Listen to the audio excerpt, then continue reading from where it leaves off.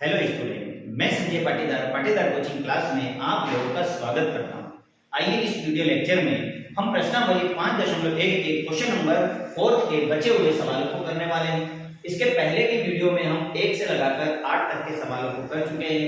अगर आपने वो सवाल नहीं सीखे या नहीं देखे हैं इसका वीडियो, तो मैं लिंक इसकी डिस्क्रिप्शन में आपको शेयर कर दूंगा। वहां से जाकर आप सबसे पहले इसके पहले के सवालों को देखिए, उसके बाद ही इन सवालों को करना प्रारंभ करें। आइए हम पहले क्वेश्चन समझते हैं, क्योंकि बहुत सारे बच्चे नहीं होंगे हमारे बीच में। तो इन्होंने कहा है कि निम्न में से कौन कौन एपी है। यदि कोई एपी है तो इसका सार्वअंतर ज्ञात कीजिए और इसके 3 और पद लिखिए। अर्थात मुझे बताना है कि इन दी गई सूची में कौन कौन एपी है, और अगर कोई एपी है तो फिर मुझे इसके अगले 3 पद बताना है। मगर यह है कि मुझे कैसे मालूम पड़ेगा कि ये सूची एपी है नहीं। तो सीधी सी बात है बच्चों कि इन सब का जो कॉमन डिफरेंस है वो सेम होना चाहिए। डिस्क्रिमिनेट अगर वो सेम है तो प्राप्त सूची एपी है, नहीं तो वो एपी नहीं है। तो सबसे पहले हम देखते हैं कि इनमें दी गई सूची में कॉमन डिफरेंस सबका सेम है या नहीं। आइए करते हैं इसका 9वां सवाल। तो 9वां सवाल दिया है इन्होंने 1, 3, 9 और 27। अब हम देखें कि प्राप्त सूची एपी है या नहीं। तो इसके लिए हम सबसे पहले तो इसका डी निकाल लेते हैं। तो डी का मान क्या है, समझ ले हम कि ये हमारे पास में a1 है, a2 है, a3 है और a4 है। अब डी का मतलब होता है कि आपको a2 में से a1 को घटाना है। तो a2 कितना है, 3 है, और a1 कितना है, 1 है। 3 में से 1 जाएगा तो बचेगा 2। अब यही मान हमारा अगला भी आना चाहिए, अर्थात a3 में से a2 करने पर a3 हमारे पास 9 है और a2 3 है। दोनों को घटाएंगे तो बचेगा 6। अब देखिए यहां पर d आया है 2 और यहां आ रहा है 6। इसका मतलब है कि दोनों सेम नहीं है या डिस्क्रिमिनेट बराबर नहीं है। तो मैं कह सकता हूं कि प्राप्त सूची एपी नहीं है, और यही हमारा आंसर है। आइए अब हम करते हैं इसका 10वां सवाल। आइए तो मैंने यहां उतार लिया है 10वां सवाल। अब देखें हम कि प्राप्त सूची एपी है या नहीं। तो इन्होंने मुझे पहला टर्म्स ए दिया है, a2 है, a3 है और a4 है। ये तो टर्म्स की संख्या है।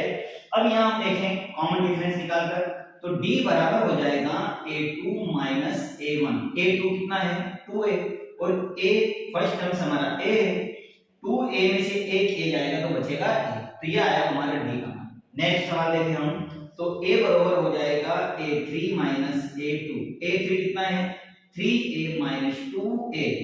अब इन दोनों को हम घटाएंगे, 3a में से 2a जाएगा तो बचेगा a। ठीक है, अगला मान देखो सेम आ रहा है, दोनों अगले मान पे जाओ। तो अब निकालेंगे a4 a3। a4 कितना है हमारे पास, 4a, और a3 कितना है, 3a। तो 4a में से 3a जाएगा तो बचेगा। अब हम यहाँ पर क्या देख रहे हैं, यहाँ पर हम देख रहे हैं कि d का मान सेम है, a। इसका मतलब ये है कि प्राप्त सूची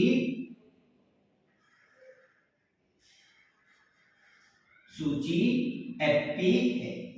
तो प्राप्त सूची अगर एपी है तो फिर मुझे इसके अगले 3 टर्म्स बताना है। तो 3 टर्म्स बताने का मतलब है कि यहाँ पर 1, 2, 3 और 4 तो दिया है, अर्थात हमें a5, a6 और a7 ये हमें ज्ञात करना है। तो इसे ज्ञात करने का तरीका क्या कि आखिरी टर्म्स में कॉमन डिफरेंस को जोड़ते चले जाओ। तो आखिरी टर्म से मेरे पास 4a, कॉमन डिफरेंस निकाला मैंने a, तो 4 1 और 5 a हो गया। ये हमारा आखिरी पद हो गया। तो ये हो गया 5a, इसमें अब कॉमन डिफरेंस को जोड़ दो तो ये हो गया 6a। ये हमारा आखिरी टर्म्स हो गया। 6a में कॉमन डिफरेंस को जोड़ दो, अर्थात a को जोड़ दो, ये हो गया 7। तो मैं कह सकता हूं कि इस एपी के जो अगले पद होंगे वो होंगे 5a, 6a और 7। तो ये इसके अगले पद हो जाएंगे। ठीक है ना, तो हमने बड़ी आसानी से निकाला। आइए इसी तरह हम देखें 11वां सवाल कि प्राप्त सूची एपी है या नहीं। तो 11वां सवाल मैंने यहाँ उतार लिया है। अब देखिए 11वें सवाल में इन्होंने क्या दिया है, फर्स्ट टर्म्स की अगर बात करें तो a है, सेकंड टर्म्स a2 है, a स्क्वायर है, और थर्ड टर्म्स हमारा a की घात 3 है, और फोर्थ टर्म्स हमारा a की घात 4। देखें हम प्राप्त सूची एपी है नहीं। इसके लिए हम निकालेंगे d, तो d बराबर हो जाएगा a2 माइनस a1। a2 कितना है a स्क्वायर माइनस a। अब देखो यहाँ दोनों की डिग्रियां अलग अलग है, इसका मतलब है कि ये आपस में घटेगी नहीं, यही हमारा d का मान होगा। चलो अगला मान देखो a3 माइनस a2। a3 क्या है a की घात 3 और a2 क्या है a स्क्वायर।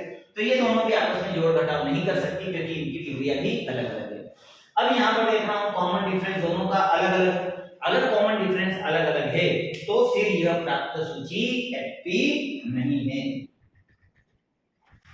और यही हमारा आंसर खत्म हो जाता है, क्योंकि जो एपी नहीं है उसे अगले टर्म्स नहीं निकाल सकते। आइए अब हम करते हैं 12वां सवाल। अब 12वें सवाल में इन्होंने मुझे दिया है √2, √8, √18 और √32 और मुझे बताना है कि प्राप्त सूची एपी है या नहीं।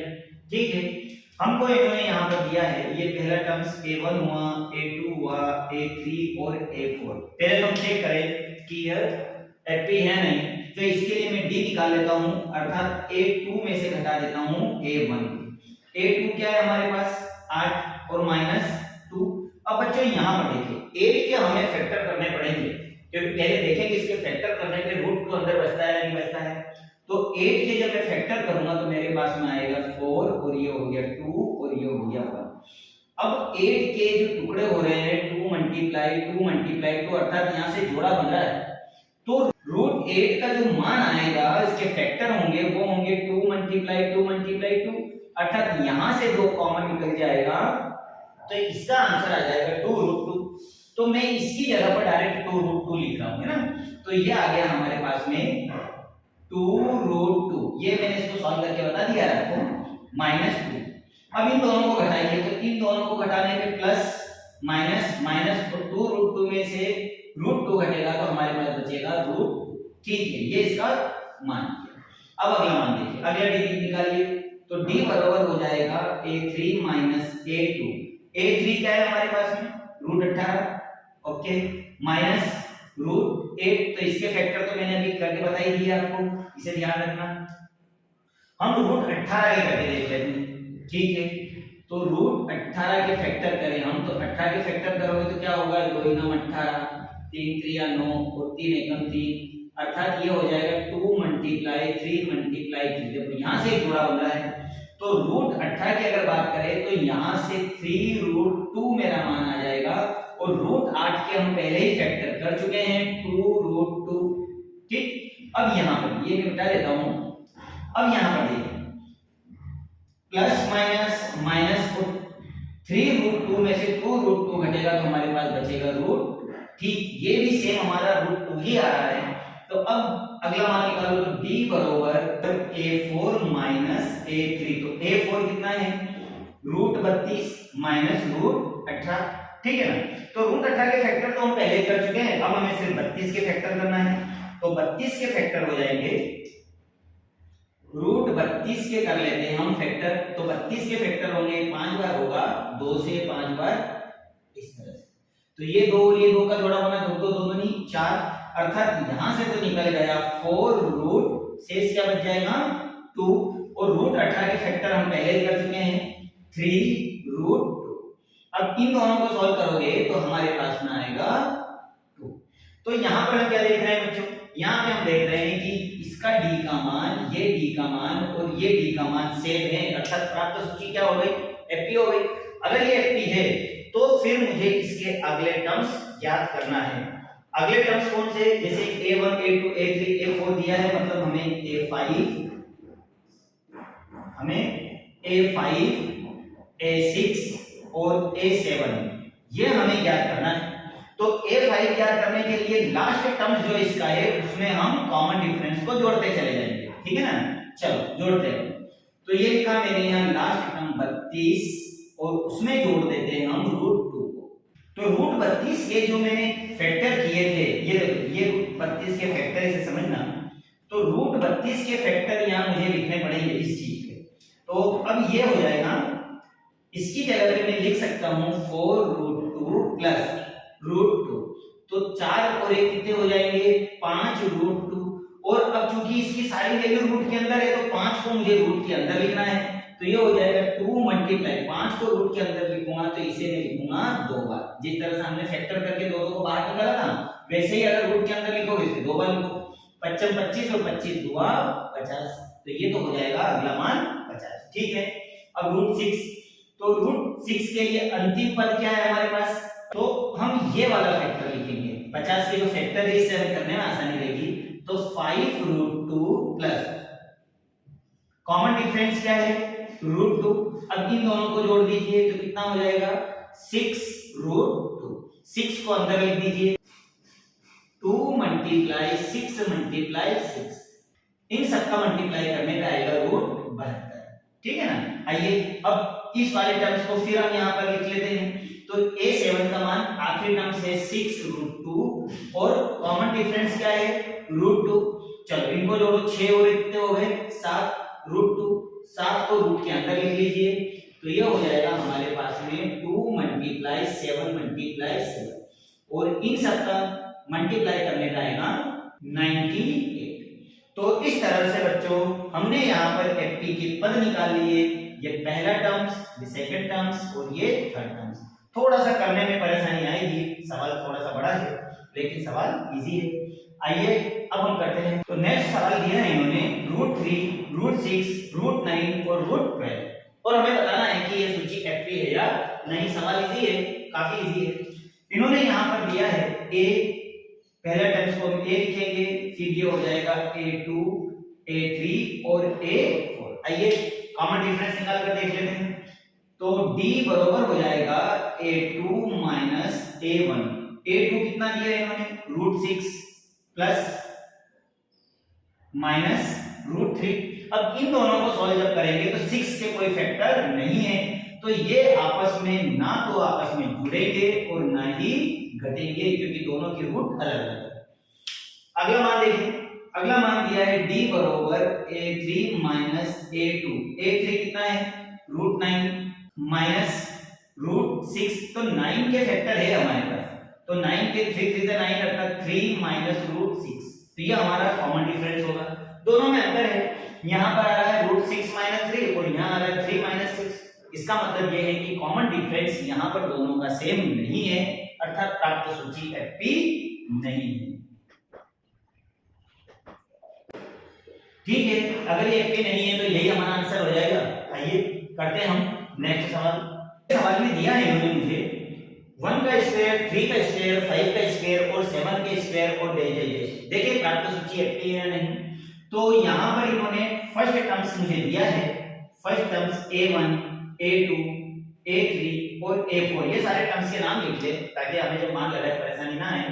तो कॉमन डिफरेंस निकाले हम a2 माइनस a1, तो a2 है हमारे पास 3 का स्क्वायर माइनस 1 का स्क्वायर। जब 3 का स्क्वायर करके हम सॉल्व करेंगे तो 3 3 से कितना हो जाएगा 9 माइनस 1 और दोनों घटा के कितना आएगा 8। इसी था। आगे देखिए अगला मान है a3 माइनस a2। a3 का मतलब है 5 की घात 2 माइनस a2 का मतलब है 3 की घात 2। तो 5 5 जा 25 माइनस 3 3 जा 9 और 25 और 9 को घटाएंगे तो आएगा 16। और हम यहाँ पर क्या देख रहे हैं कि यहाँ 8 आ रहा है, यहाँ 16 आ रहा है, मतलब कॉमन डिफरेंस दोनों का ही सेम नहीं है। तो मैं कह सकता हूँ कि प्राप्त सूची एफपी नहीं, और यही हमारा आंसर है। आइए ठीक इसी तरह हम करते हैं लास्ट सवाल, क्वेश्चन नंबर 15 को। तो 15वां सवाल, लास्ट सवाल दिया है इन्होंने a की घात 2, 5 की घात 2, 7 की घात 2 और 73 और डैश डैश डैश। देखें प्राप्त सूची एफपी है नहीं। तो ये तो a1 हुआ, a2 हुआ, a3 हुआ और a4 है ना।